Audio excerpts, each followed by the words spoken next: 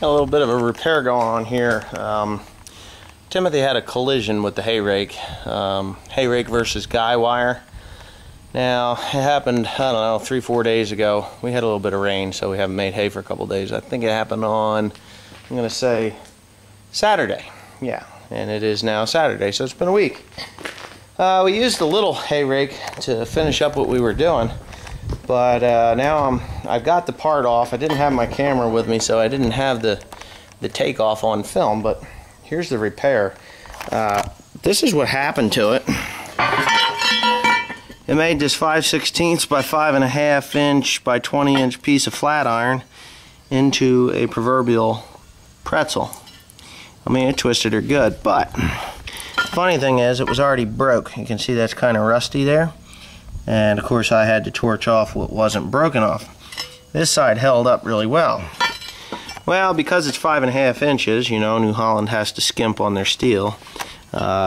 You know, get a 1/2 inch out of it. They said make a little more money, and the structural integrity of the thing is still pretty close to the same. Well, you just can't buy 5.5 inch steel without a special order. So I went with 6 inch steel. And not only did I go with 6 inch steel, I went with 1/2 inch by 6 inch steel. Here's one of the plates, the mounting plate, you know, so all I did was I just took a C-clamp and put it on there, put it on my drill press and drilled it out. So I got a 1/4 inch on either side, so I got a little more strength in it. That could be a good thing or a bad thing, I'm not sure yet, but I did that. And now, all I have to do is weld the bugger fast. Now I've ground, as you can see, this thing has been a problem for me in the past. But the nice thing is, now that I got it open like a can of worms, I can run a couple beads of weld up on that old fracture there, and I probably will never ever have a problem with it again. So I'm going to do that while I'm, you know, before I go ahead and glue her all together. I'll glue it all, weld it all together. So anyway, that's what's happening here. So maybe I'll get a couple of, I'm going to tack it fast, get a couple of shots, and then go ahead and weld her up, and that'll be that.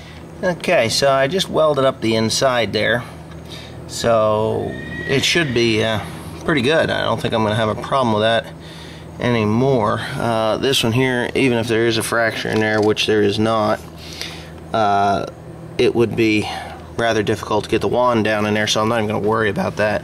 But the next thing is to get that plate of steel centered and positioned onto that, which may take a little bit of time, so obviously I can't film that while I've got my hands full, so I'll get her tacked up and then I'll show you what I got. I tacked it on there, measured it up so that I have plenty of room for my bolts, and now I laid a bead of weld in there, really a nice heavy bead, probably, I don't know, it'll work. I put it on the highest setting, which is 8 on the welder, which gives me the maximum with the camera here. Hopefully get a good angle on her, and you can see me weld that thing up. Yeah, buddy.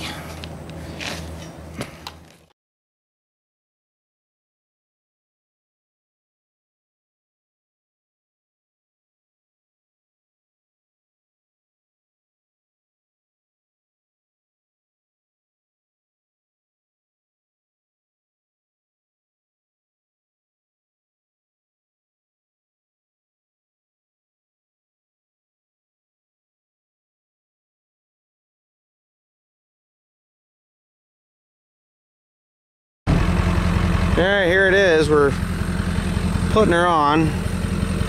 New piece there. You see the air gap between there. Mr. Tim snapped off a bolt.